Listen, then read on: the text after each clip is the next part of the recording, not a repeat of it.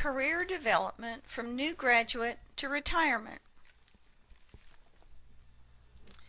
Many nurses lack a career focus and instead look at nursing as a job. This is very limiting in terms of its opportunity for professional advancement and personal growth. Because if you can't envision yourself doing something different, it's hard for you to be able to actually do that. Many young people and novice professionals put off career planning because they don't think it's really necessary, or they don't have time, or they get so busy doing what they're doing that they don't think about where do they want their career to go. Shirey suggests that extraordinary careers do not just happen, they're cultivated and planned.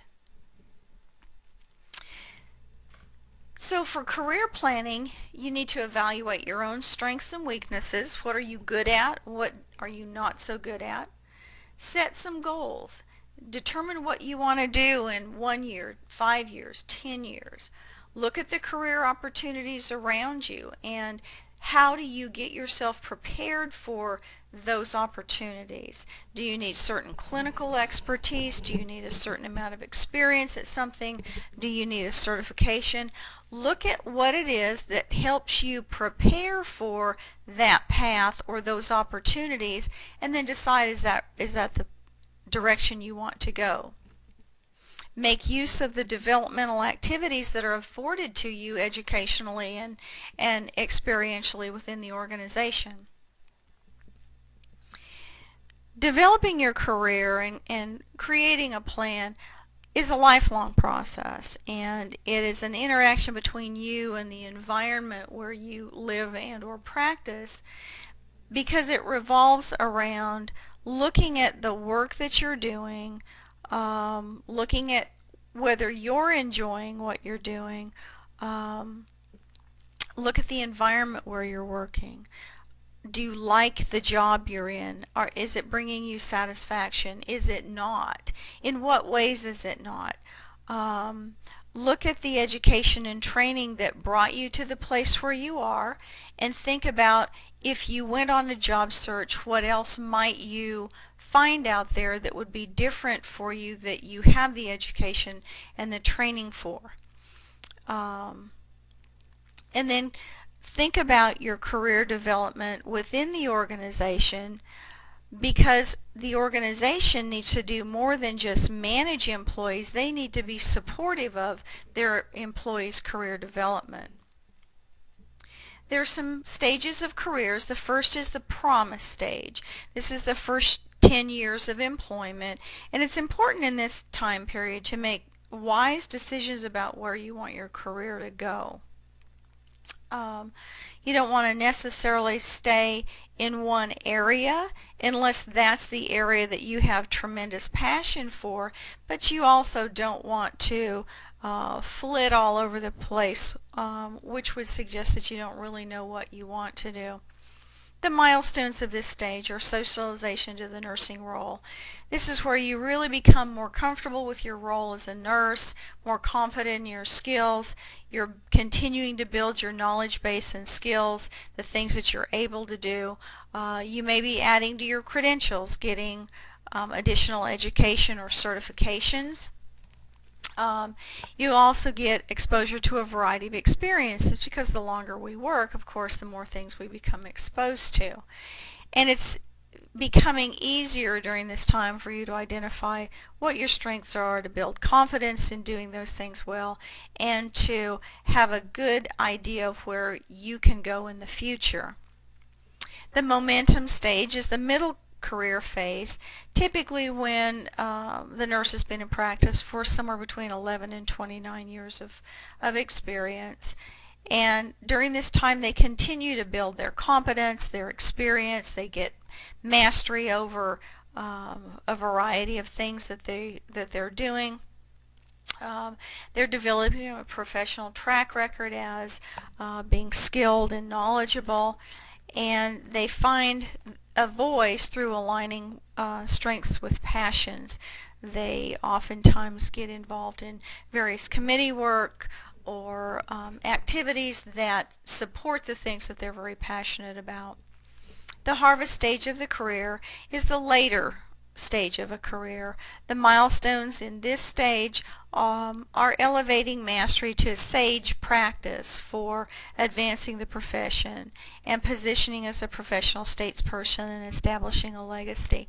This is where nurses can share a vast amount of experience and knowledge that they've gained over the years, and rather than put it out to pasture, we need to focus as nurses on how do we give that back, how do we feed that experience and that knowledge back into our profession, how do we support the people who are entering the position who are maybe in some of the different stages of their career, and enrich and enhance their knowledge. The organization has some responsibilities for career management. They need to look at what the needs of their employees are and then establish some career paths and supports for those various paths that one could take in their organization. They also need to let people know what those opportunities are and what those career paths look like by posting that information in their employee handbook, maybe on their website, use it as a recruiting tool. They also need to do an assessment of their employees. Are we supporting as an organization? Are we supporting our employees enough? Are they getting what they want, or are they coming here because we don't have something more substantial for them in terms of advancing their career? Are they moving on and becoming assets in our competitors' organizations? They need to provide challenging assignments, give people the opportunities. This oftentimes comes down to managers empowering and motivating people by identifying their strengths and being aware of what their interests are so that they can provide some of those challenging opportunities to help their employees grow. Certainly the organization and at the unit level, we can provide support and encouragement for people. We can do this with our peers. We don't have to do it on a grand scale, even just one-to-one with our peers. But the organization also needs to develop personnel policies and set provision for training and education in their organization that not only supports the employees but can be used as a recruiting and marketing tool as well if they have a good education program and reimbursement. Some of the reasons why doing career development in an organization is important: it reduces employee attrition. If employees are getting what they need at your organization, they're less likely to move on. That keeps their experience within your organization, in your organization, so that you can use them for more things. They feel more a part of the organization. They have a better understanding of the goals and the purpose of the organization. It also improves the use of personnel. The more skills someone has, the more ways and places that you can use those skills. It also improves the quality of work life. An employee who feels comfortable in their career, they're happy, they're easier to work with, and it sets a better tone on the unit and therefore in the organization. It also helps the organization be more competitive in the marketplace. The more advanced and skilled their workers are, the higher level of care that they can give, and the better their standing in the community. Career development also avoids obsolescence and builds new skills. It helps people keep from getting bored in doing what they're doing, because nurses, like any other group of people, can get bored doing the same thing all the time, and that's not entirely up to an organization to fix. It requires a nurse assessing where they are in their career and what do they want to do next, what are they tired of doing, what do they feel like they've learned what they can in this area, and then to move on and build new skills. And that keeps people excited, motivated, challenged, and moving forward. And it also promotes evidence-based practice. Management development programs, top-level management should bear the cost of management development classes by creating an organizational structure that allows managers to use their new knowledge and to move on up in the organization as they continue to learn. You don't want to just give people management, allow them to take management classes, but don't give them the opportunities to apply that, because what they'll do then is go out into some other organization and work for them as managers thanks to your training. Whenever possible, nursing administrators need to teach some of the classes to make sure that the program is supported philosophically from the top of the management down. This is important from just an employee perspective, to know that the people who are in those places are actually supportive of the process. Meeting the nurse leaders in an organization when you start there is always a nice way to connect faces and names and to feel more like you're part of a group rather than the leaders are names on papers that you've never actually met. Nurses can also consider getting specialty certification in their area of interest and or expertise.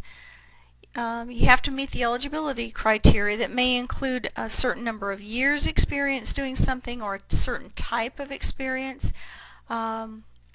Typically it also requires a minimum education level, an active nursing license, and successful completion of a nationally administered exam.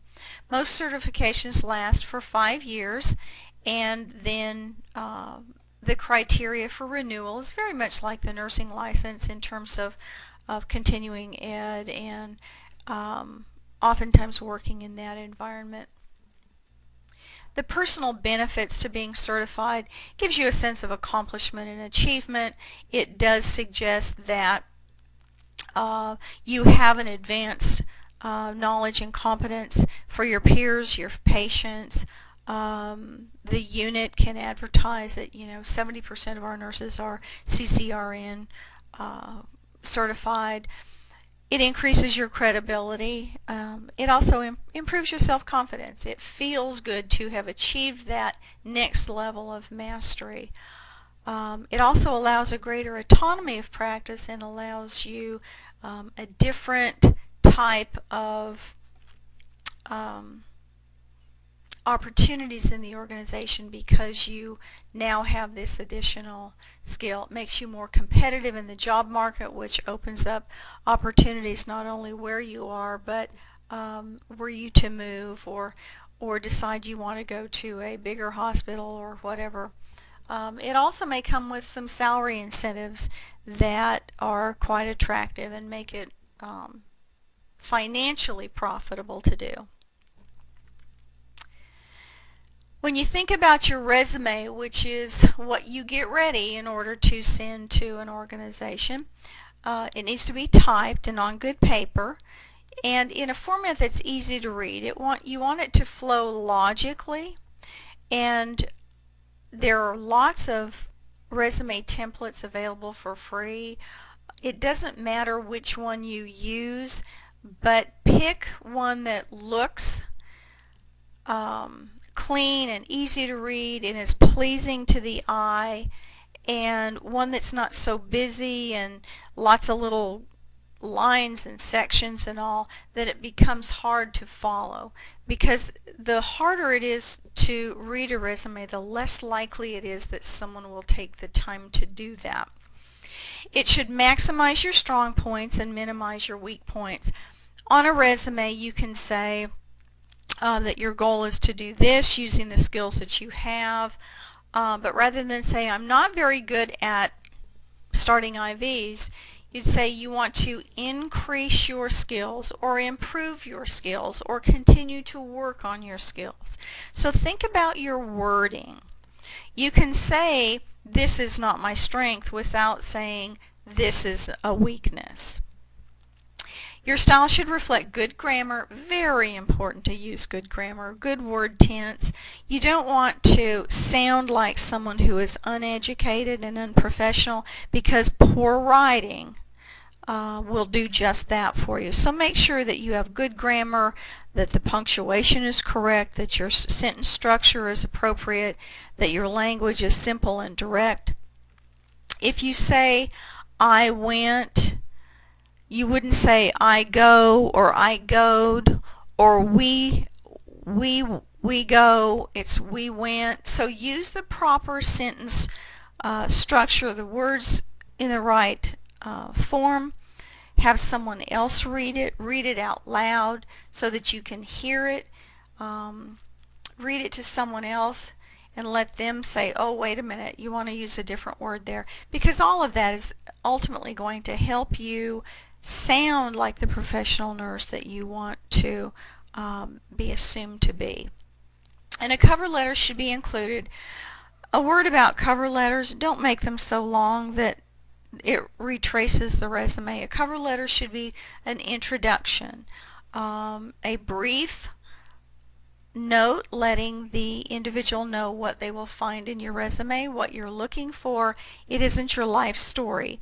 If a cover letter is too long, again, it's not likely to be read, and or it can create some frustration for the reader, and then they aren't really reading your resume with the same focus that they might otherwise. All nurses need to maintain a portfolio that reflects their professional growth over their career. This helps you keep track of when you did things, where you did them, what period of time, because as life goes on, we forget those things. We think we won't, but we often do. So it's a good idea to keep a portfolio.